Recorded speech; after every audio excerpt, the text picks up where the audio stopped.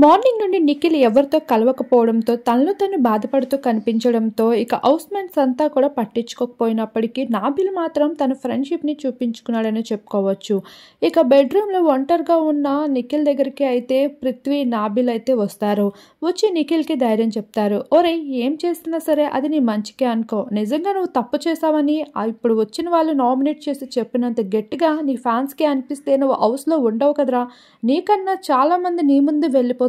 ఇప్పుడు వెళ్ళిపోయిన వాళ్ళే నీ గేమ్ కోసం మాట్లాడుతున్నారు. కానీ నీ ఫ్యాన్స్ మాత్రం అలా అనుకుంటే నిన్ను పంపించేసేవాళ్ళు కదా! కాబట్టి నువ్వు ఎక్కువగా ఆలోచించుకో.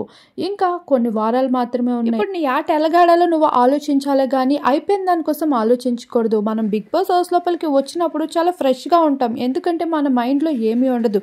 కానీ ఇప్పుడు సిచ్యువేషన్ అది కాదు. ఇలాంటి టైంలోనే నువ్వు ఎలా ఆడాలన్నదే ఆలోచించుకో.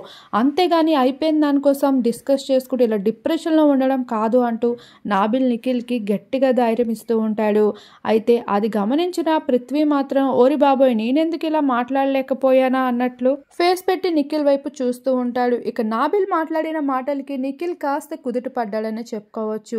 గేమ్ పరంగా ఎలా ఆడాలనే విషయంపై నిఖిల్ అయితే ఒక కన్ఫ్యూజన్‌లో పడిపోయాడు. ఇక యశ్విని అయితే సోనియా ఆడిన మాటలకి తాళాడించిందే తప్ప అలాంటిదేమీ లేదు అంటూ నిఖిల్‌కి అంతమంది బ్లేమ్ చేస్తున్నప్పటికీ కూడా యశ్విని నిఖిల్‌ని ఎక్కడా సపోర్ట్ చేయకపోవడంతో నిఖిల్ అయితే యశ్విని పైన విపరీతంగా కోపంగా ఉన్నాడు.